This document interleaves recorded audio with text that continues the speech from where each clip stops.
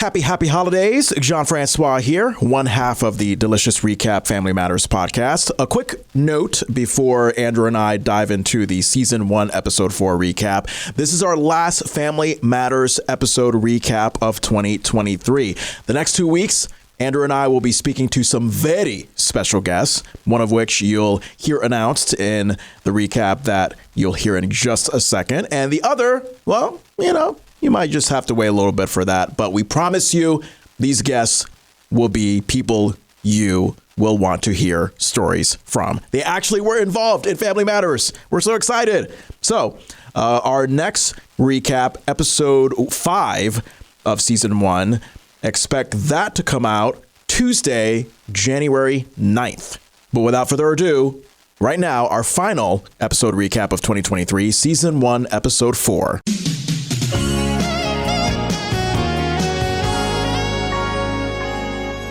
You're sipping on chamomile tea? Yes, it is good and warm because it's cold and wet and rainy here right now. You're not afraid that you'll fall asleep and you won't be able to go to happy hour after we're done here? I don't know. Everybody says chamomile makes them fall asleep. For me, it makes me feel like just good. The last time I drank chamomile tea was on my honeymoon.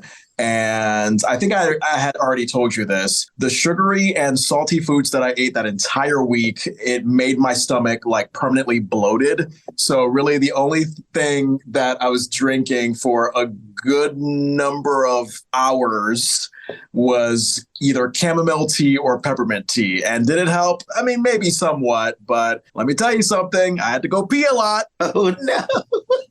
I'm sorry. That sounds terrible. No, it was okay. I mean, I still got to eat my share of great food and definitely my great share of alcoholic drinks. So I still persevered, but definitely when I had the bloated tummy, I was like, darn it, I should have brought my Gas X.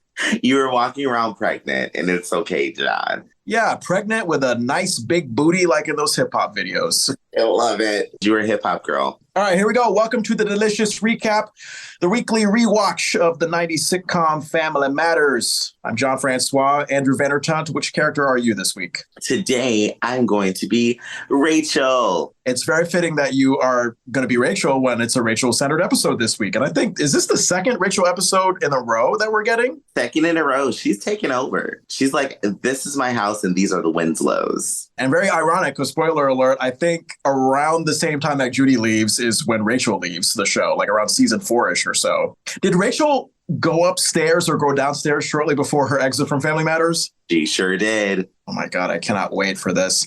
I will say, before we get into this episode, we have some great news, Andrew. So 2 people who are actually involved with Family Matters will be coming on our show at some point.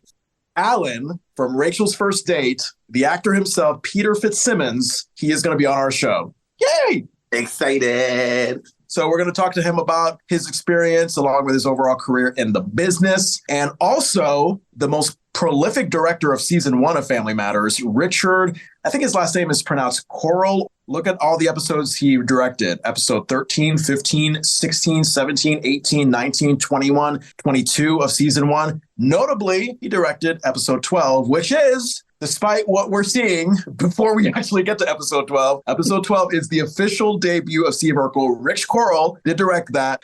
All right, here we go. Season 1, episode 4, Rachel's First Date. Original air date, October 13th, 1989. It is a Friday the 13th episode. Andrew, now, were you feeling any bad luck vibes watching this? No, I wasn't. One of the funny things, the day I actually started this episode, I had watched Nightmare on Elm Street and Friday the 13th that morning just because I was in the gloomies. And I just fell in love with the episode because I was like, oh, I went from this very dark thing to a very fun episode. This was a joint writing effort. This episode written by Sally Lapidus and Pamela Eel, directed by John Boab. And sad, Andrew, a 2.2 million viewer drop from last week's episode. This one has 20.8 million viewers. It makes me wonder, because it was Friday the 13th and there were some big movie premieres that weekend, did people go to the movies and not stay home to watch the TV show? Possibly. Maybe they thought, oh my goodness, if I stay home and watch this show, then I will lose all my money. I will lose my house. I'll lose everything. All right, so our main guest star is Peter Fitzsimmons as Alan, and a very badly placed guest star that we're going to get to in a second. So our Hulu synopsis. Desperate for some time alone with Harriette, Carl encourages Rachel to start dating. I like this episode. It was one of those first episodes where I could kind of, relate emotionally to the themes and topics in the episode. But then we also had that feeling of we're going to address something very important in people's lives that we don't talk about much on TV. Carl and Mama Winslow, I think, as always, are giving me my steady source of laughs, and they did not disappoint in this episode. Here's what I'll say. Public service announcement. You do not need to have a dating life to have a life. I think there was an implication that dating life equals a life for an adult. I don't think that's true. Yeah, I 100% agree with that. All right, shall we get into this cold open that makes absolutely no fucking sense? We totally can, because I hate it. I'm not going to lie, I hate it. So we see Carl making an ice cream sundae in the kitchen, and holy crap, we are getting a very young, tiny height Steve Urkel. He is coming in. He walks in with his blue Mr. Rogers sweater, suspenders that I thought looked like a variety of M&M colors, tucked in plaid button down that has a very similar color to Carl's tucked in button down, hiked up khakis, big frame glasses with that string around the back tied to the handles. Of course, that'll be an iconic thing as we get to know Urkel more and more. And then he has a legendary walk, stiff upward shoulders, lean back, arms spread out as if he was physically tortured as a prisoner of war.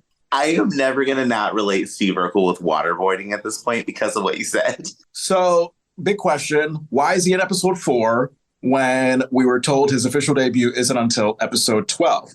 If, say, we were in 1989 watching the episodes as they originally air on TV, that's going to be the case. And I believe in those original airings, there was a cold opening that did not involve Urkel. And for whatever reason, either because that cold opening was terrible or because in future airings, they realized, oh, Steve is the big part of the show, so let's inject him in as much as possible in the majority non-Urkel episodes. Whatever cold opening they took out, it might have included Shadow Judy, Valerie Jones as Judy Winslow. What do you think? It could have been Shadow Judy. Shadow Judy is still present in that opening scene. Yeah. The dinner table scene with the family, like in the opening credits music sequence, Shadow Judy is still there. So she could have been in that cold opening, and audience members could have been like, wait, what? Jamie Foxworth is Judy now. What's going on? So if you watch the show now in reruns, syndication, and especially if you watch it on streaming and Hulu, this is a cold opening that we get. We get Steve Urkel coming in as if he's already a regular character. There's no formal introduction. I think he is just in this cold opening, and then the rest of the episode, nada. He's gone. It's just gone. It's so clunky. It's so awkward. He's just there, and you're like, who is this individual that has just walked into their own? Steve comes in from the exterior back asking Carl where Laura is. Carl tells Steve she's at the library. Steve says it's okay and that she'll talk to her later. Steve looks at Carl's sundae and asks flabbergastingly if he's really going to eat that. Carl asks what's that supposed to mean. Steve asks Carl if he knows what's in that baby. Gar gum, red dye number 5, and enough cholesterol to clog up your arteries like a drain full of greasy hair. I found that to be a very visual, detailed description by Steve, Andrew. It's exactly what I view whenever I see frozen cow juice. I forgot. That's what you call ice cream. Frozen cow juice. Carl says once again, Steve has come between him and the things he loves, which of course can be a head scratcher since we're seeing Steve for the very first time here. As Carl is walking away, Steve says to the sundae happily, works every time. And then he hops on the countertop to eat the sundae.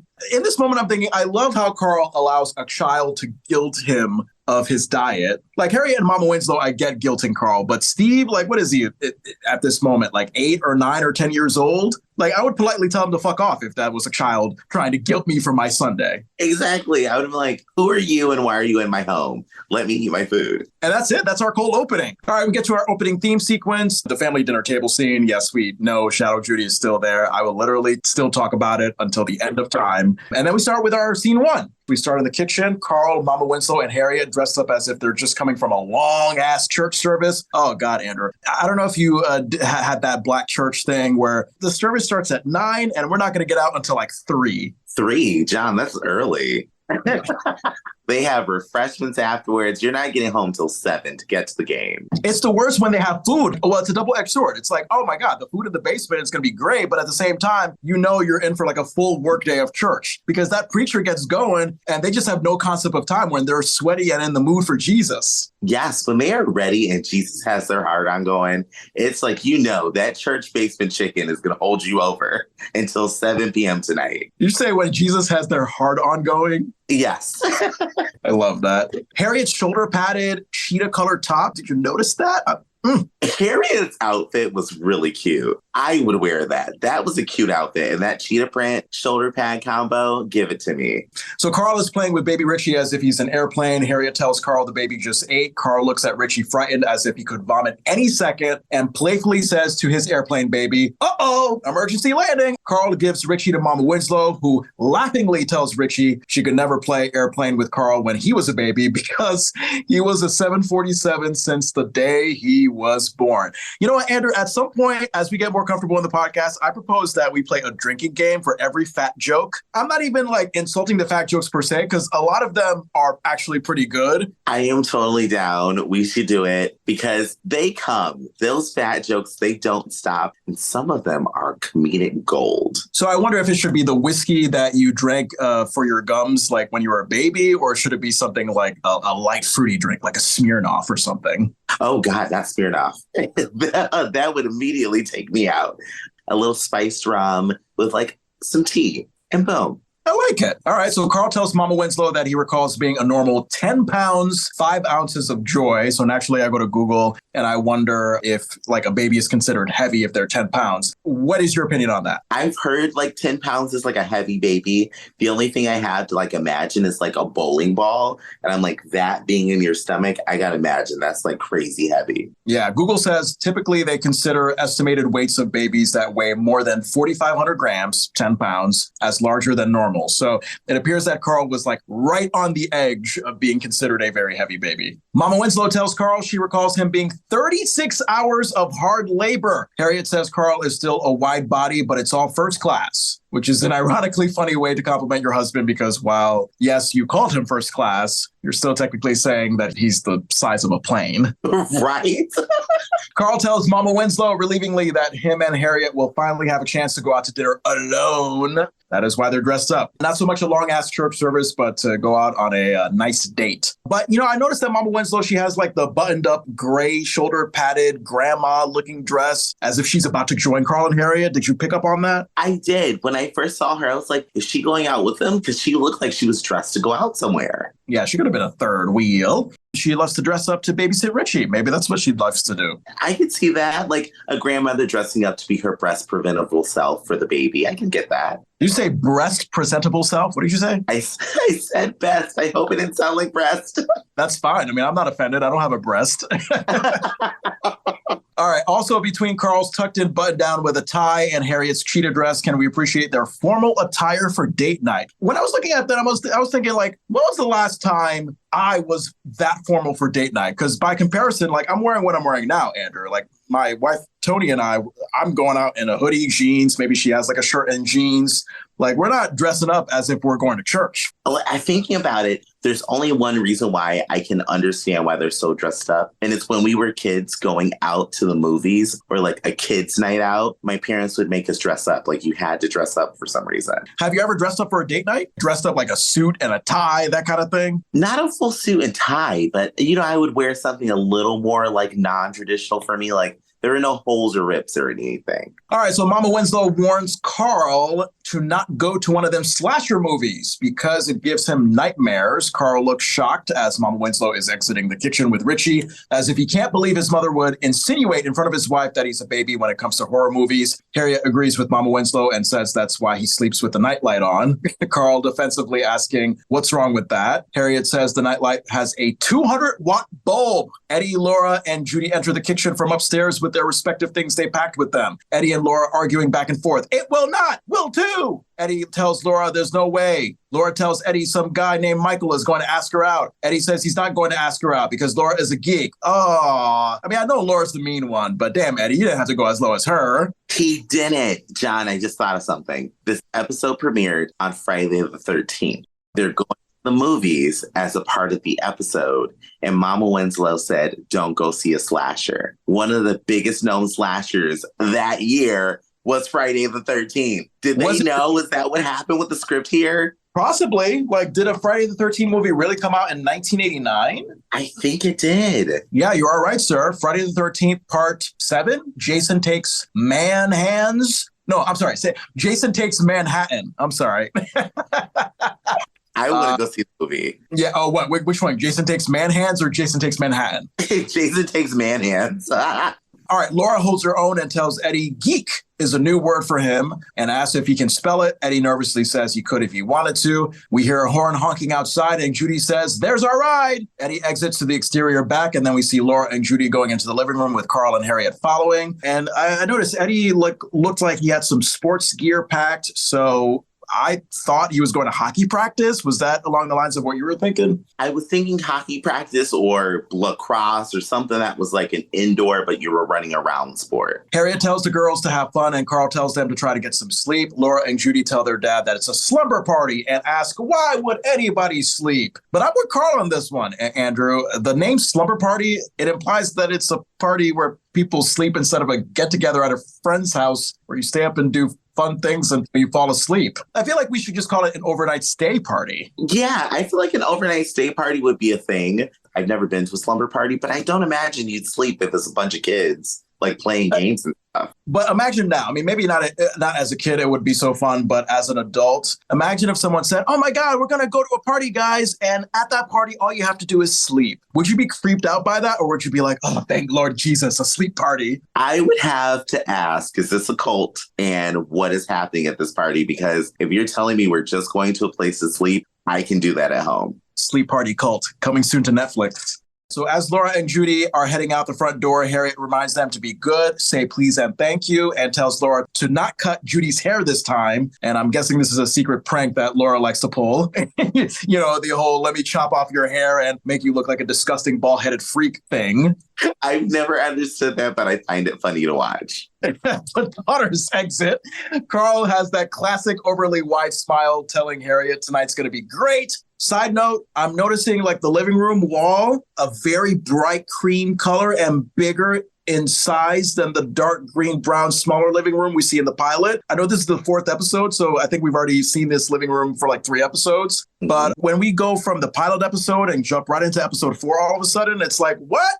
It's a much brighter, inviting house. Did you notice Carl's chair moved again? It's now stage left. Last episode, it was stage right. Are you talking about that ugly ass pink seat? Does he still have that? He still has it. It's just moved to the opposite side of the room this time. Lord Jesus. I hope Steve Urkel like burns that couch. It's hideous. So Harriette comes over to Carl and they do a romantic dance while Carl fantasizes about their date night plans. A movie, romantic dinner at Chez Josephine's, where they're holding their table. Harriette follows that with tired mother energy and then home. And I totally relate to Harriette. Sometimes when you're in a couple, there's a different energy that can happen. There's that one person that is like, yeah, let's go out. Let's have a date night. And then there's that other person who is just like, how about we just do nothing in our PJs? I can imagine that has to be a fun argument to have. It can be an argument, but it could also be an acceptance and a willingness to go your separate ways if you have to, just for that night. Tony and I, there have been times where I have been the one to want to go out and drink and have a good time. And she's the one that just wants to like sleep in early. And I'm like, okay, cool. Do your thing. I'll do my thing. And then we'll meet back at the end of the night at home as we have always intended. Oh, it's like lovebird connection. I love it. Harriette tells Carl she loves it when the kids go on sleepovers. So Eddie must have gone to his own separate sleepover. I'm thinking to myself, that might be it, right? That might be it. But I swear he had sports stuff. Is that what kids do? They play sports at sleepovers? Yeah, let's play lacrosse at the house until we fall asleep. Carl agrees with Harriette and says they better hurry and go so they can hurry back, implying that they yearn for some possibly sexy alone time in the house. And if they are going to have some alone time, they need to work on their kissing. If you remember episode 2, they did not kiss quite well in the end of that episode. And they almost poked out each other's eyes. It was very stage acting terribleness. And as Carl and Harriette are about to leave, their phone rings and Carl clearly isn't happy. He sighs and goes to answer it, and we find out the phone call is for Rachel. Carl yells out to Rachel like Tarzan, Rachel! Telephone! Very loud. I mean, he could have made my ears bleed if I was in that house with him. I had to turn down my television twice because I was like, this is so loud. Harriette is understandably covering her ears at Carl's loudness. But, it's a fairly large house. So at the same time, if I had to get somebody's attention from upstairs and I'm downstairs, I might have to yell too. This was a thing, having a landline phone. I remember doing this. Ugh, landline phones, don't remind me. The awkwardness of being on the phone and you're talking dirty to somebody as a teenager, and then you realize, oh shit, my sister just picked up the phone and now she's listening into the conversation. That is why I don't miss landline phones, Andrew. I was the sibling who would get on the other end like, ooh, what are you talking about? Yeah, no, when you're in a uptight religious family with all the innocence in the world, it's just very, very awkward to discover your sexuality on a phone in which someone else can pick up the line and listen into what you're saying. Carl quietly tells Harriette that the guy on the phone is the guy from the church choir, and Harriette says that the guy will never give up and that he asked Rachel out again last Sunday. A beat. Then Carl yells again, Rachel! Carl tells Harriette maybe Rachel will start going out with this guy instead of always tagging along with them as a third wheel, which I think confuses me because it implies Rachel has turned this guy down. So I wonder how Carl thinks she's going to suddenly change her mind. It's a very awkward thing, maybe like clunky thinking, where I was like, does he think that it's normal to just wear somebody down for them to agree to a date with you? Rachel comes downstairs and asks Carl who is on the phone. Carl says it's Alan Smith, and Rachel seems to recognize him in a nervous, blushy manner. Carl, with his big smile, playfully teases Rachel, and Rachel playfully tells him to stop and give her the phone. Rachel says hi to Alan on the phone. It's implied on Alan's end that he asked Rachel out to a movie. And right away I'm thinking, is this the same movie that Carl and Harriette are going to, which is basically a double date version of tagging along? Mm-hmm. But Rachel gives a lame excuse and says she's got a million things to do tonight. Carl and Harriette have facial expressions indicating they're suspicious and a little confused. Rachel thanks Alan for asking and gets off the phone with him. Carl abruptly tells Rachel goodnight and begins to walk out the front door with Harriette. When Rachel quickly asks them where they're going, Harriette says they're just going to a movie, and then Rachel eagerly says she'd love to go to a movie. And then we see Carl's polite fake smile slowly turn into a frightened, smiley frown as he looks at Harriette. My God, Reginald should be in the Friday the 13th movies. He has all these faces that would work great in a horror movie, but also works great in a comedy. He's ready. He has his plethora of facial expressions that just work in every scene he's in. And then, of course, Rachel goes from telling Alan she had a million things to do to telling Carl and Harriette she has nothing to do. Rachel, very comfortable with lying. You know what they say about liars, Andrew. Rachel's dangerous. Rachel says she just has to ask Mother Winslow first if she can watch Richie, which I thought was already implied earlier in this sort of lengthy scene when Mother Winslow exited the kitchen with Richie. But okay, I guess just double check with Mother Winslow, make sure she doesn't fall asleep or have her own plans with the Queen of England. Look, Mother Winslow, she's a party animal, and we're going to find out just how much. As Rachel exits the living room, Carl physically throws a fit and tells Harriette that he loves her sister, but cannot remember the last time the two of them were alone and that Rachel always wants to tag along with them. Harriette tells Carl he was the one who didn't want her sitting home alone, which confuses me because it doesn't seem like she's getting Carl's point with that comment. Like Carl doesn't want Rachel sitting at home alone because then she won't have a life and will then become his and Harriette's third wheel. I feel like Harriette was deflecting. She was kind of just like, oh, well, you said you didn't want her alone, so I mean that she comes with us. Rachel and Harriette, their dynamic flipped in this episode. Rachel has more power control than Harriette does. Carl tells Harriette he knows it was hard for Rachel to lose her husband, but it's been a year and a half since he passed and she has to start going out with other people.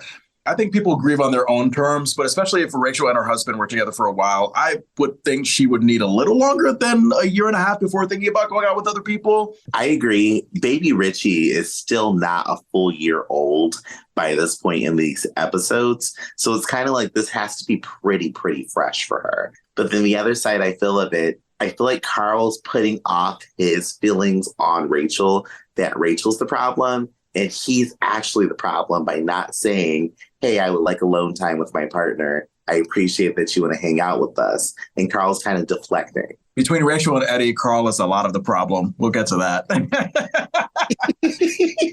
Oh, God. Carl desperately wants Rachel to go out with anybody other than him and Harriette. Harriette agrees, but doesn't want to push Rachel. Carl says a little push is not a bad thing and that Alan seems like a great guy, even though all we know of him is his silent talking on the other end of a phone call. Rachel suddenly comes back into the living room, overhearing the end of Carl's comment, and asks him who is a great guy. Carl weirdly feels the need to lie and says, Eddie Murphy. Harriette makes up a better lie and tells Rachel her and Carl were trying to decide if they want to see a comedic or romantic movie. How about both? A romantic comedy. Hello. You can't beat that. A rom-com is always fun. Rachel excitingly spins her purse around by the handle and ironically says she's always up for romance as she exits out the front door, assumingly heading to the movies with Carl and Harriette. As Carl and Harriette are still in the living room, Carl disgustingly responds to Rachel's comment to suggest how let down he is by tonight's changing plans. So was I. Carl, pick it up. And we move on to scene 2. In the living room, Carl opens the door roughly with a clearly not happy face. And I am laughing at this moment, Andrew, because if you remember, the door just closes on its own before Harriette and Rachel have a chance to enter. I mean, look, I can relate to Carl. I'm not going to go into too much detail, but I've been in that situation where the significant other and I were trying to have our own intimate night out or intimate night in. And there's that third wheel ruining things. I always look at people when I'm like, how does it feel to have a third wheel? And I'm like, am I your third wheel? Tell me, because that is a nightmare to me. I would not want to have a third wheel in my relationship. Rachel then comes in through the front door with Harriette following her, and she's laughing, saying, did we have fun or what? I mean, she didn't say it exactly like that, but if she was a hillbilly, that would be great. I would love hillbilly Rachel. Hillbilly Rachel. Oh, you're diverging into a different timeline, John. I love it. All right. So Rachel is saying how glad she is that they got what she calls our table, her, Carl, and Harriette's. Carl gives his classic forced, I'm about to kill somebody in a moment smile, and sarcastically tells Rachel it was another great family outing, and then looks away with a genuine frown and a drop in his voice and says, just the three of us. Rachel says she's going to go upstairs to check on Richie, and thanks Carl and Harriette for a good time tonight. Carl responds with a forced fake smile, and Rachel exits upstairs. Carl turns his face into an exaggerated frown and tells Harriette that he's had better dates. Harriette tells Carl it wasn't that bad, and I'm here to tell Harriette that any date with your significant other that involves a third wheel is a bad date.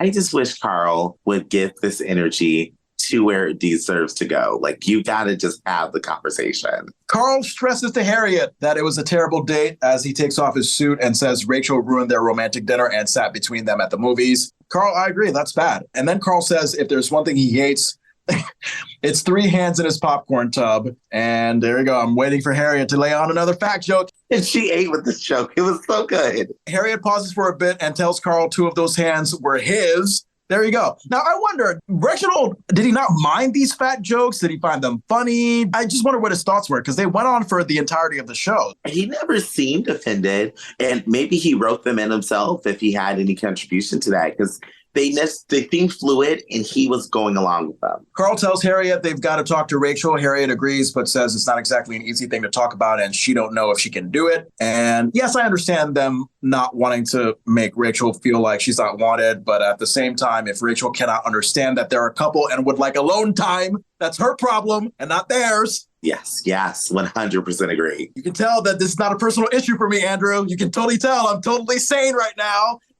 You have no attachment to this whatsoever, John. Carl insists to Harriette that he can talk to Rachel because, after all, he's a cop and being tactful is part of his job. And this is where I thought of your comment on the pilot episode about the irony of cowardly Carl when his living requires being assertive. Because I'm predicting at this moment Carl might be too cowardly to tell Rachel the truth. Yeah, you feel like it, and this whole buildup, you're like, there's no way he has the ability to do what he needs to do here. And then we see, finally, the opposite. Harriette tells Carl he can talk to Rachel tomorrow because tonight is their night. Carl excitingly says, yeah, as he lies his head down on Harriette's lap. And I'm not sure how these two think they're going to get a moment of peace in this house when their third wheel lives upstairs. You're never going to get peace. Ever. Big house, third wheel upstairs, children, your freaking mom, Carl, is there. Like, what? Come on now. You have to literally ask everybody to leave the house for like 2 or 3 hours, however long they do the sexy time. And maybe it is 2 or 3 hours because that's how long it takes for them to learn how to kiss. They just got to lube up each other's chins first, and that takes some time. Did you say lube up each other's chins? Yeah, that kiss, they were on each other's chin, so they got to lube it up first, and then they slide into the kiss, and boom. For a second there, you had me thinking that you needed a lubricant to put on your lips so that there's some natural, moist, smooth way you could go in for a kiss with somebody you barely know. I can't imagine someone like spritting KY in their mouth. Like, I'm ready. Let's do this. I will never look at KY the same way again. Oh, God, Andrew, why did you have to say KY? Anyway, Rachel comes back downstairs to announce Richie's asleep and excitingly tells Carl and Harriette as she joins them on the couch that The Elephant Man is on TV and she loves that movie. Have you seen The Elephant Man, Andrew? No, I haven't. And every time I've watched this episode, I've been telling myself to Google The Elephant Man. I have watched it. I love how Rachel's idea of a fun night at home with Carl and Harriette is watching an intense drama about a severely deformed man. It's a black and white movie from like 1980. And it's actually based on this Englishman from the 18th or 19th century. He was ridiculously severely deformed and he was put into some kind of psychiatric facility. And then you have his caretaker trying to work with him. It's a very depressing movie. I don't think any part of that is going to make you horny. I thought it was a romantic movie, the way she's like, I'm going to go see The Elephant Man. No. Elephant does not refer to a penis. It's literally a man who I guess has the deformity of an elephant. Wow. Okay, I kind of have to see this now. Okay, go ahead and see it and prepare to be frightened, uncomfortable, sad, all these things. So Carl has had it with this unwanted threesome and gets up from Harriet's lap to tell Rachel they need to talk. Rachel is suspecting to Harriette that this is bad news. Harriette sympathetically assures her that it's just a tiny little thing that's barely worth mentioning, to which Carl comes out bluntly without hesitation and tells Rachel she's got to start dating again because she's driving him and Harriette nuts. Good for you, Carl, for not being cowardly. Yes, I'm very happy he addressed it heads on. That scene where Rachel lifts his legs up to sit under him on the couch, that would have been the straw that broke my camel's back. And that would have irritated me to the point where I'm like, we got to talk now. Or the straw that broke your elephant man's back, if you know what I'm talking about. He can break some backs. The elephant man can break some backs. Is that what you said? Yes. That would be like the greatest advertisement for a pornographic actor. The elephant man. He could break your back. I would subscribe to the OnlyFans. Just put me right on it. Rachel has a look of shock on her face. Harriette sarcastically thanks Carl as Officer Tact. Rachel asks Harriette if they're trying to tell her that she's in the way. Harriette tries to be comforting and tells her that she and Carl are just concerned and thinks she ought to be seeing other people. Carl butts in and stresses Rachel needs to see single men type people with a smug grin. Rachel says she plans to start dating again. Carl asks if she has any idea when that might be. Harriette tries to play the comforting role again and assures Rachel they are not pushing her, even though Carl clearly is. I mean, I don't think the issue is Rachel's dating life. I think, again, the issue is Rachel butting into Carl and Harriette's dating life. And it would be a lot simpler if they just found a polite way to ask her to butt out and get a life. Just get a life in general. You don't have to date Alan. Just get a life. Right. Just go out and dance a little bit, Rachel. Yeah, go out and dance with your very banana yellow Mexican dress, which we'll get to later. Okay, I'm excited. Carl asks Rachel about Alan. Rachel has that look on her face that suggests that maybe she's not that interested in Alan. Harriette eagerly tells Rachel Alan seems interested in her, and he's always holding her hymnal when they're in choir practice. Aw, is that Jesus love? Ooh, Jesus loves you. Rachel can see Harriette's point and tells Carl and Harriette that if it means so much for her to date, she'll accept Alan's offer the next time he calls. And this is where I wonder if Rachel actually likes Alan or is she just going on this date to please Carl and Harriette? If it's the latter, poor Alan being strung along for the wrong reason. I do feel like it is the latter. Just because she's like, oh, I'll just choose him as opposed to I'll go out with somebody else or find somebody else to go out with. Carl thanks Rachel and Rachel excuses herself to go upstairs. And Carl very happily tells Rachel goodnight as she exits up the stairs. And Harriette gives that classic hands on the hip attitude sass look to Carl. Like, really? Can you tone down your excitement for just a little? And then we move on to Sid. Did you like my Harriette impression? I did. I loved it a lot. You are a sassy black woman down. I propose next Halloween, either one of us has to be Harriette Winslow. Oh my God. If I can find that cheater print outfit, I'm doing it. I think one of us should be Harriette Winslow and the other should be Mama Winslow. And literally all night, I'm just going to be like, way to go, Carl. Okay, we're doing it. We have to. All right, scene 3. Carl is on the phone in the kitchen with a phone book asking the guy on the other end if he's sure he's not the Alan Smith with the First Baptist Choir. And right away, I'm thinking, why is Carl calling Alan when Rachel literally said a moment ago that she'll wait till Alan calls again and then we'll accept the date? Carl, you're overstepping. But it's not the first time that he's doing that. We're gonna get to that later. Carl oversteps such a huge boundary. It's amazing that he did not get hit in the face.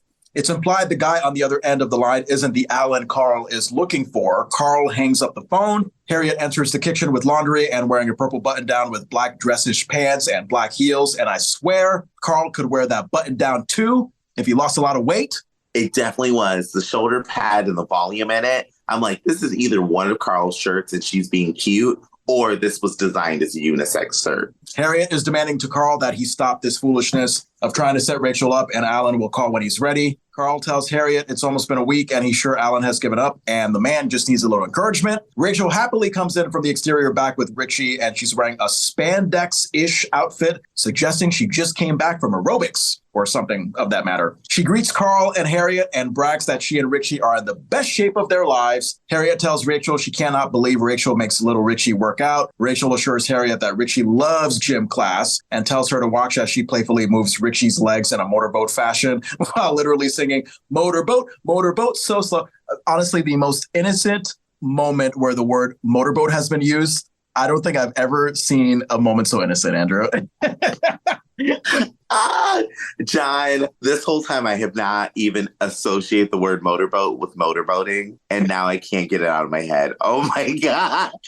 I'm so sorry. It's a sweet moment with a mother and her child, and I just took it to like a Pornhub level. I apologize. Anyway, family matters. Let's go back to the family that matters. We see Richie gradually smile and then continue that smile as Rachel makes her motorboat leg playfulness quicker. Wow, that could be taken another way. Motorboat leg playfulness quicker. That's what I really wrote down. That's a Google search. Phone rings and Harriette insists that she'll get it when Carl was almost about to get it. Harriette answers the call and reveals that it's Alan. Carl whispers, "Thank you," to the heavens and does his classic big smile to Rachel. Rachel politely smiles back, but you can tell it's a reluctant smile. Rachel reluctantly answers the phone. It's implied Alan is asking Rachel out again, and Rachel is about to give an excuse not to go. But then Harriette gives her sassy downward head nod to suggest to Rachel that she better say yes to this date. Rachel takes the hint and reluctantly agrees to the date. The call eventually ends. Harriette is eager as to what Alan said, and Rachel reveals that her and Alan are going to dinner on Tuesday. And, you could tell, like, Rachel's facial expression. She's clearly not over the moon about this. So now I've switched from Carl and Harriette's side to Rachel. I feel like Rachel is being forced to go out on a date like she's a child bride. Yes, it is very child bride creepiness where I'm like, why are we forcing this woman to go out with this man? And it is clear she does not want to do it. Crawford Child Brides, coming soon to Netflix. I would watch it. This sounds like a compelling documentary. Yeah, we saw a fucked up, like, fundamentalist, Mormon, child bridey, polygamist documentary the other day, and it'll be right up your alley, Andrew. I know exactly which one you're talking about. Oh, Keep Sweet, Pray and Obey? That one? Yeah. I saw that, and I was so angry. I was like, oh, I'm going to punch this man in the face so bad. Oh, God. Warren Jeffs. It's always those weird-looking, nerdy white guys that just tend to be the worst. Weirdos. All right, Carl, clearly not taking Rachel's lack of enthusiasm, excitingly tells Richie that his mom's date is great news. Rachel is sad and doesn't mean it when she says, yeah, great. Harriette asks if she's okay. Rachel unconvincingly insists that she's fine. It's just a date, and she needs to take Richie upstairs for his bottle. Rachel exits upstairs, and Carl looks upstairs and to Richie, implying that Richie forgot her baby. Rachel comes back down and knows she forgot something, and as Carl holds the baby out for Rachel to take, Rachel takes her bag instead and goes back upstairs. Carl asks Harriette when she thinks Rachel will notice she forgot the baby. Harriette says she thinks Rachel will notice when she tries to burp the bag. Yes, that's why I am Rachel's bag this episode. I was an important character and I didn't even say a word.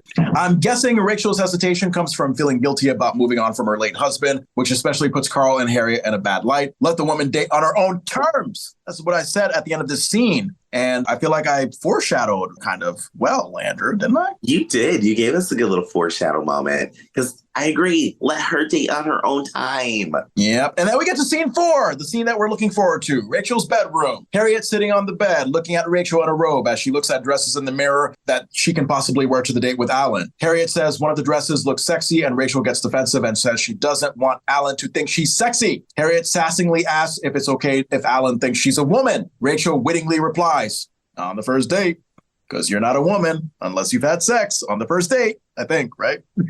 Yes, that is very true. You only obtain your sexuality and gender identity once you've been penetrated.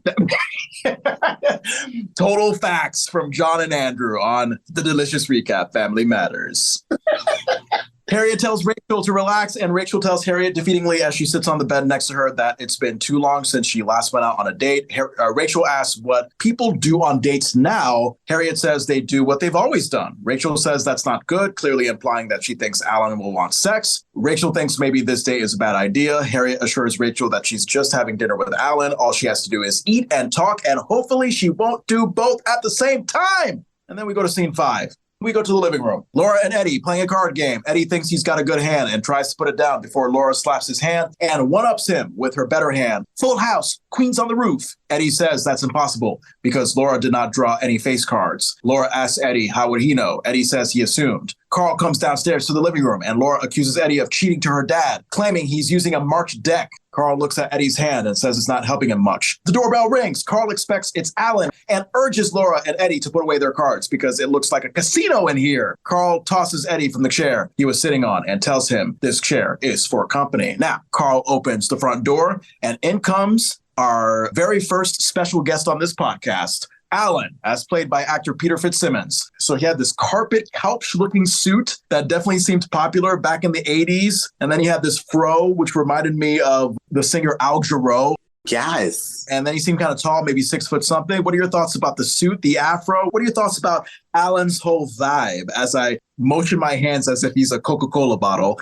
You gave him a good little shake there. I love the suit. I love the brown colors. He wasn't too flashy, which lets me know as a man, if you come to a date dressed like that, you're going to have money and you're going to spend it on me, not yourself. So it looks good. His hair, that was an interesting cut that they gave him. It wasn't bad, but it didn't look like it fit his head shape, if that makes sense. His hair kind of set like a helmet where it was like the edge up could have been a little smoother. But aside from that, I still thought he looked good. I feel like that's like a post Jerry curl fro. Like he used to have a Jerry curl and he's recovering from that. And now the fro kind of takes on the same shape as a Jerry curl, but we also see that it's moved on from the Jerry curl stage. I love that you said post Jerry curl. It is a timestamp in life for people. So I agree. It does look like he had a Jerry curl before and he's trying to let it all grow out. And it's like that awkward transition stage. I mean, and the only thing that would make it perfect, and maybe we could talk to Peter about this,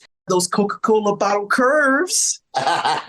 Look, you watch him turn around, you're like, wow, Alain, that's good. Enough about Alan's curvy ass. Carl introduces Alan to Eddie and Laura. Laura greets Alan and asks if he wants to play poker and says a bunch of poker lingo like 5-star stud, low ball Klondike. What's your pleasure? I don't know anything about poker, but I would guess the writers of this episode made that up to sound like they knew what they were talking about. Unless you know something about poker, Andrew. Does that sound great? I have no idea. I know there's Klondike solitaire, so I was like, oh, okay, that's got to be something. Okay, well, my fat ass just thought of Klondike ice cream bars, so I don't know what you're talking about. Okay, see, you like frozen cow juice. I don't. So I didn't think the candy bar, well, the ice cream bar. But now I'm like, uh-oh. Sorry, I forgot that probably makes you all gassy inside. You have no idea. Bombs. Fart bombs. Carl nervously laughs at Laura's poker lingo to Alan and asks her to go tell Rachel that her date is here. Carl invites Alan to come sit down and asks where he and Rachel are going out tonight. Alan ironically says him and Rachel are having dinner at Chez Josephine, which is where Carl, Harriette, and Rachel ate the other night. Carl genuinely says Chez Josephine is his favorite place. The people love him there. And if Alan mentions Carl's name, he'll get good seats. Alan thanks Carl, but surprisingly reveals that his family owns the restaurant. A humble brag that I was not expecting from Sir Alan. I wasn't. And his confidence behind it, I was like, ooh. All right, I'll forgive that post-Jerry curl fro and that fucking carpet suit that you got on right now. Yes, I just won't look past your eyebrows. Cut to Rachel in her bedroom, playfully pose dancing with her yellow dress on in front of a mirror. Now, I gotta say, what were your thoughts on the yellow dress? I thought it looked decent. I love it. I was searching for one for myself, and I can't find anything that looks even similar to that. But it was cute. That was probably the cutest thing she's ever put on. I thought it looked sexy. The shoulder exposure was great, and it reminded me of a dress that women would wear when they would like want to go, flamenco, salsa, Mexican style dancing. Like just it had like a spicy flavor to it that I loved. It gave me like a Rita Moreno from West Side Story. Yes, I 100% agree. I thought of dancing. I thought of Chiquita Bananas. I thought of like very fun, flowy things where you could just move around and have fun. Did you catch the zigzag colorful lines on the skirt of that dress? Beautiful. She ate. Ah, cucaracha vibes. Ah, cucaracha. Not the cockroach. No. The spicy version of the cockroach. The cucaracha. It's a cockroach with a sombrero. If you see a cockroach with a sombrero in your house, you're not as threatened as when you see a cockroach without a sombrero. That would mean that cockroach has gained sentience, and now I'm afraid. What the hell does that word mean, sentience? That means intelligence to recognize yourself and things around you. That would scare me half to death. That would be another horror movie in itself, actually. Yeah, because cockroaches can survive nuclear power. So it's a wrap. If they develop intelligence, we're done. The slashing, nuclear power controlling, sombrero wearing cockroach. I love it. And then you have the black stockings with those yellow shoes to match the yellow dress. I just felt like the whole vibe was very eclectic. It was that.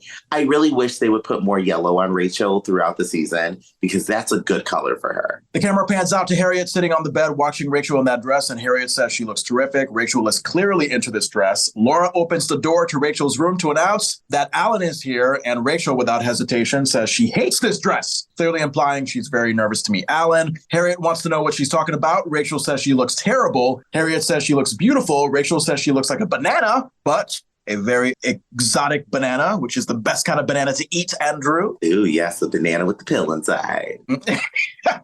A banana with a pill inside, like a Viagra banana? Is that what you're implying?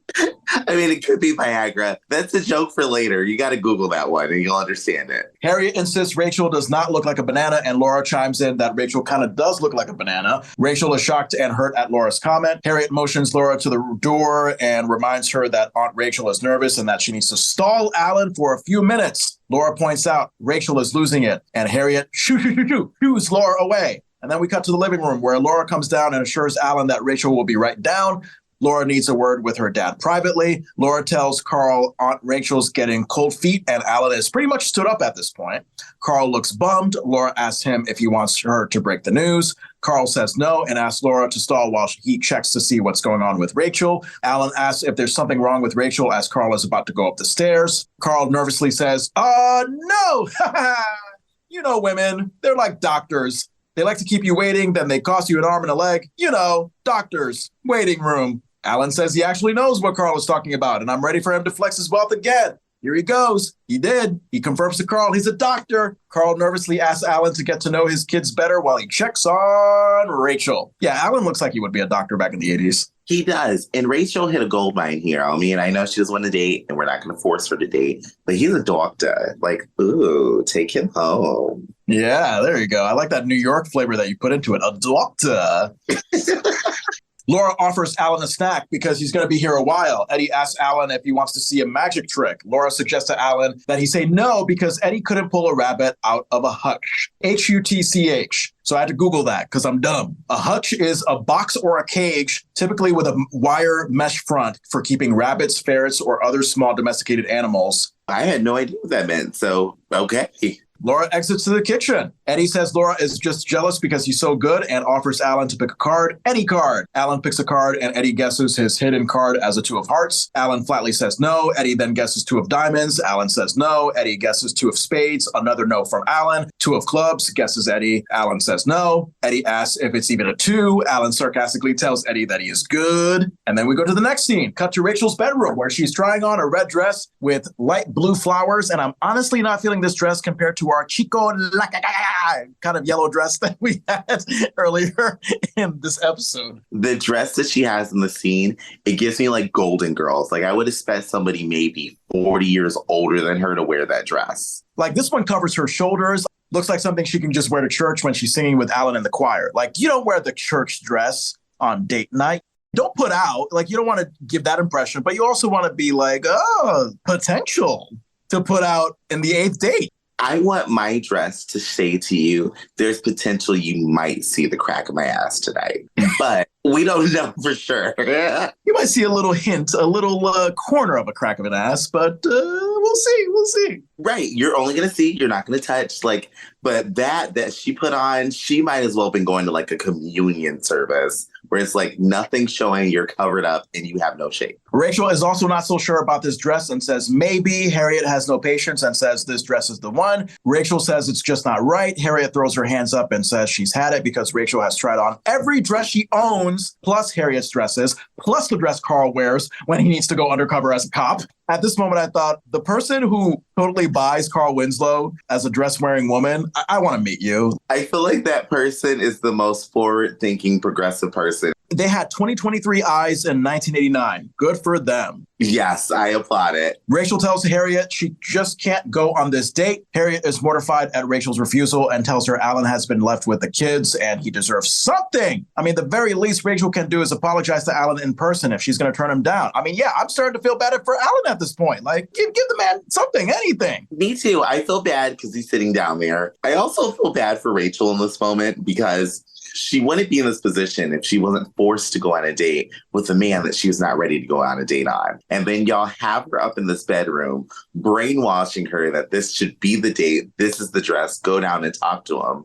When it's like, I never asked for any of this. Carl and Harriette, the epitome of peer pressure back in high school. Damn them. Peer pressure maniacs. All right, so cut to Laura, Eddie, and Alan in the living room as Eddie asks Alan if he's sure the card he's holding isn't the Knight of Hearts. Alan looks clearly exhausted from the kids and says he wish it was. Laura tells Eddie to face that he stinks at this card game. Enter Mama Winslow and Judy entering from the front door, and Judy is dressed like a Girl Scout carrying a Girl Scout cookie box of some kind. And at this moment, I'm realizing Mama Winslow is not as much of a presence on this show as she's implied to be in the first episode. You know what I mean, Andrew? Because like when you have a story centered around Mama Winslow, as the pilot was, you get this impression of like, oh, okay, this is going to be like a big storyline throughout the season, is how Carl and the family will deal with Mama Winslow living with them. But no, like it's like pilot episode, Mama Winslow has her moment. And then in the next few episodes, she just kind of like spurts in and out very sparingly. She's very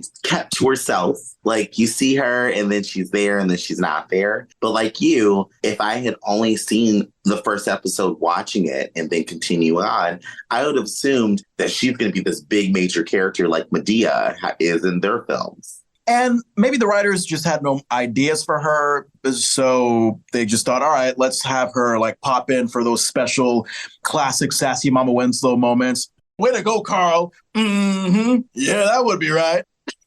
He's like, just pay me. I said my lines. Let's go. Judy excitingly claims that her and Mama Winslow broke some record. Alan greets Mama Winslow like the fine, upstanding gentleman he is. Mama Winslow proudly claims that her and Judy sold 200-something boxes of cookies in one afternoon. And then Mama and Judy high five, which is one of the reoccurring scenes that we actually see in the opening credit sequence. So boom, it all makes sense. Also, I'm sure the Girl Scout organization would have sued the producers if the name was actually mentioned. Did you pick up on that? Like they never actually said Girl Scout? Yes, looking at the badges, they were very generic. And even the dress itself was very generic compared to what you see from a Girl Scout uniform. I wonder what like a generic title for Girl Scout would be.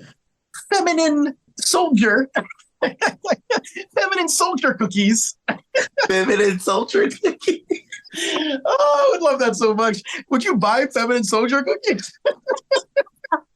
I don't know what's in them for them to be called feminine soldier cookies. I was like, what? That sounds so wrong and yet so right. It almost sounds like a feminine hygiene product. Yes. Like if you were to say, oh, these are feminine soldier cookies, I'd be like, oh, it's like a really discreet tampon or something. Like that's what I'm thinking. Oh my God. Oh, that made me laugh. So Alan says congratulations on the victory while still standing up as if he's not done greeting Mama Winslow. Mama Winslow says people may reject a little girl or an old lady separately, but it's hard to reject them together. Mama Winslow asks Alan if he's here to pick up Rachel. Alan says yes, but she's still upstairs and he hopes she's all right. A very nice guy, as I'm sure Peter Fitzsimmons is in real life once we interview the actor. Because like some guys in Alan's situation, they would have just assumed they're rejected and just given up in frustration. But Alan, he's giving Rachel the benefit of the doubt. Mama Winslow tells Alan he'll check on Rachel. Honestly, if the Mama Winslow talk doesn't work, I mean, what will? Right. If she can't go up there as the older patriarch in the family to be like, hey, girl, what's going on? Give me some answers. I would be like, okay, I have no shot with this woman. It's time for me to go. As Mama Winslow goes upstairs, Eddie brings our attention back to the card game. He's trying to ace with Alan. He guesses Alan's card as the 6 of clubs, and Judy immediately guesses it's the 8 of diamonds, as if Eddie should have already known that. Alan incredulously says that is his card. Cut to Rachel's bedroom, where Carl and Harriette are struggling to convince Rachel to go down and see Alan for their date. Carl asks Rachel if she can just go to Alan's car and just sit there, because once the night air hits her, she'll be fine.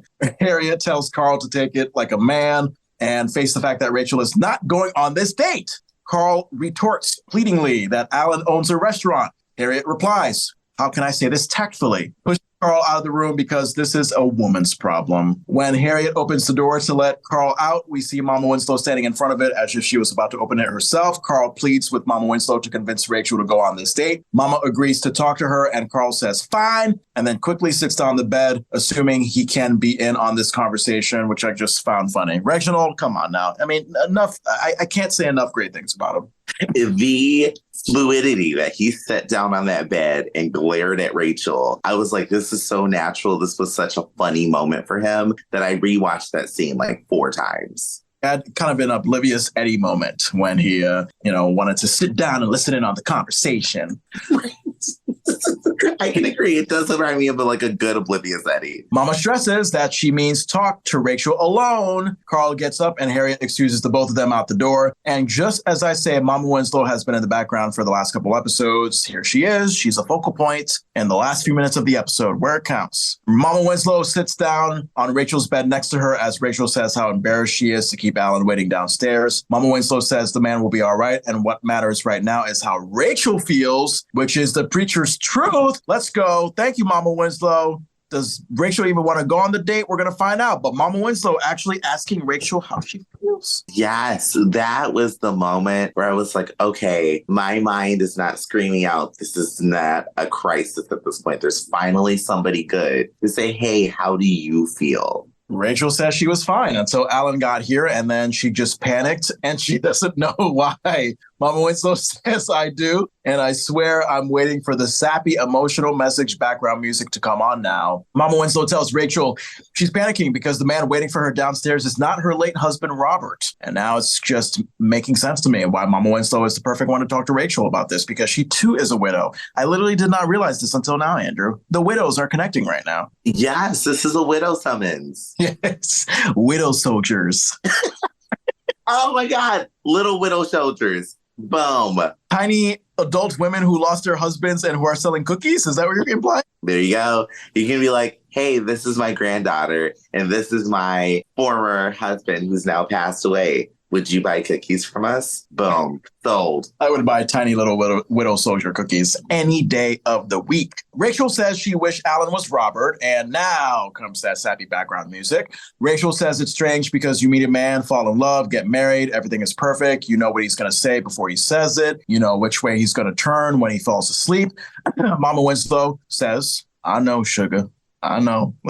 And that perfect grandmotherly comforting tone. She really did do it. Yeah, my heart melted in the scene. Rachel is still in her monologue and says one thinks with the married perfect love life, it's not going to change. And then it does. And everyone keeps telling you to start over, but starting over is so hard. Mama Winslow says she knows what Rachel is going through because she thinks about her late husband, Sam, every day of her life. Rachel asks, even after all these years. Mama Winslow says he was a wonderful man and she'll always love him, just like she'll always love Robert. But Mama says she had to move on, and so should Rachel. Rachel would like to do that. She's having a hard time explaining how she feels about this. Mama Winslow says to Rachel that she has nothing to feel guilty about. And here comes a cliche line for the widow. Going out again is exactly what Robert would want her to do. I don't believe that. Rachel asks Mama Winslow if that really is the case and how she can move on with her life. Mama Winslow has that comforting but kind of creepy grandmotherly smile and says to Rachel that there's a nice man waiting for her downstairs. Rachel smiles and asks Mama Winslow how she knows all this wisdom because Mama didn't date after Sam died. Mama Winslow puts on a deadpan face without hesitation and asks, what makes her think that? Rachel says Carl never mentioned Mama Winslow dating anyone, and Mama Winslow says she doesn't tell Carl everything and that he'd have a fit if he knew his mama was a party animal. Can you imagine the amount of partying and the amount of casual dating that Mama Winslow is doing, Andrew, behind our backs? Well, we know that she knows Queen Elizabeth and that she loves Barbara Bush. Maybe they would go out and have some girls' nights.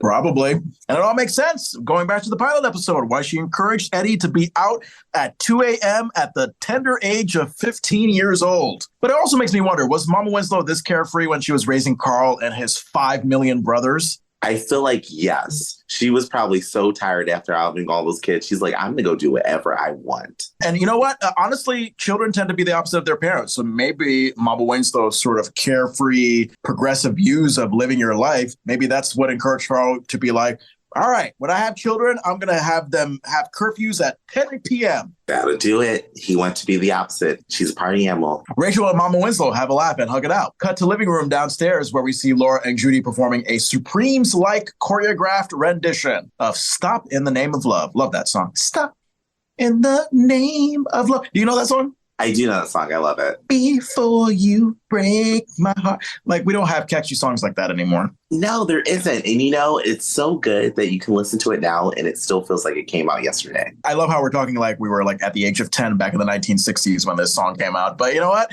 Great music is timeless, man. It's timeless. And if you're like me, my grandmother, when she would clean, she would always put on the Supremes or something and you'd get all this glorious music. So assumingly Laura and Judy, they're trying everything possible to keep Alan entertained. And this is actually a scene that we also see in the opening credits is Laura and Judy perfectly in sync with Jesse Frederick singing As Days Go By. As days go by. As Laura and Judy doing the hand thing. Like, it's perfectly in sync. It really is. I noticed in this episode, a lot of the opening sequence comes from this episode that involves New Judy. Like, you don't get, like, you don't get, like, the slow Louis Armstrong and then Laura and Judy doing the hand thing with the Supremes. Like, it doesn't match. Like, I see. God, you nailed that. That was good. My brother will tell you for the longest time, I've been able to nail down a Louis Armstrong impression. Alan applauds, thinking the performance is over, but is surprised when Laura and Judy keep going. When the performance is finally over, Carl, Harriette, and Alan clap. Eddie is just standing by the stairs with his attention elsewhere, like the clueless teenager he is. Clueless Eddie. We love him. After the applause is accepted and has died down, Laura dramatically lets her hair loose and gets the adult audience ready for a performance of Proud Mary from Ike and Tina Turner. Yes. There you go. Or just Tina Turner. We don't speak of Ike's name. We know what Ike did to her. Yeah, that piece of... From upstairs, we see Mama Winslow coming down and asking if Laura and Judy can't sing Melancholy Baby. Judy says they don't know that one. Mama says she was counting on that. Finally, we see Rachel come down with her wonderful smile and that red flowery and black top with black dress pants. Did you catch that? Like, what did you think about that one? It was interesting. It wasn't the most fashion forward look that she had and that was in the room, but it was like, okay, I want to go on a date. I want to look modest. So this works. Yeah, and it made the yellow dress look very loud. Like, I still like the yellow dress, but at the same time, it's like, whoa, like the yellow dress set such a high bar that anything else is just going to look normal and possibly boring. Yeah, it kind of looked like she was going to work for HR at some company. Rachel apologizes to Alan for waiting so long. Alan says it was worth it because Rachel looks terrific. Rachel says thank you and asks Alan what they do now. Alan says have dinner. Rachel thinks that's a great idea and asks Alan if he could help her put on her weirdly matching red flowery black coat. Did you catch that? It's like, wow, look at that clothing outfit. And then you have a coat that just perfectly matches with it.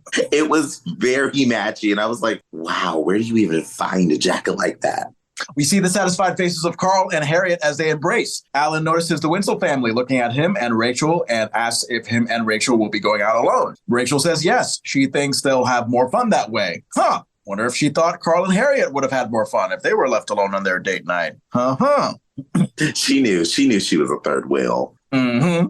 Alan thanks everyone for and then he takes a beat. Fascinating evening. As Rachel and Alan walk out, Mama Winslow tells them to enjoy themselves. Laura asks them to bring home a doggy bag, which I don't think people say anymore. Like, I feel like it's more like, oh yeah, bring like a leftover box. A doggy bag? That doesn't sound appetizing. Yeah, it literally sounds like the bags that you use to pick up dog's poo. Bring me home a nice heaping pile of dog shit. Great. Thanks, Alan. I always assumed when I would hear doggy bag, it's like, oh, whatever's not you don't eat, you bring it back for your dog to just get in a bowl. And that's where I thought doggy bag came from. But I was wrong this whole time. That is actually a brilliant way of thinking about it. And that should be the permanent use of doggy bag from now on, Andrew. All right, Rachel and Alan leave. Laura, with her hair still down, tells Judy that while everyone else is still in the house, why not bust into their rendition of Proud Mary? And I thought that was it. But nope, there is another scene in this episode. We have Carl and Harriette on the back porch, taking in the quiet peace of being alone. Carl loves this porch, and Harriette says she'd love it more if it were more than 40 degrees outside. Carl says he's here to keep Harriette warm. Harriette says she needs Carl for everything. Now, here's the thing. 40 degrees, since I'm so used to being here in Vermont, it could be decent if it was mild, not breezy, and I had enough layers on. I would have to have like a good heavy blanket, but I could be outside, and I've gone camping and it's been like 40 at night, and it's not uncomfortable, but if it's breezy, I wouldn't like it. Rachel enters the back porch, and Carl and Harriette react to her coming into their alone time positively because they're wondering how the date with Alan went. Rachel just wanted to let Carl and Harriette know that she's home. Harriette asks how the date went. Rachel satisfyingly says it went fine. Carl then happily asks if she's going to see him again. Rachel is a playful tease and says, maybe. Carl playfully tells Rachel to go on. Harriette tells Carl that there are just some things women prefer to keep private. Just when I thought Rachel was going to become intruding third wheel, she sweetly says, thanks to Carl and Harriette for basically forcing her to go out on a date, and then playfully says goodnight and turns the back porch light off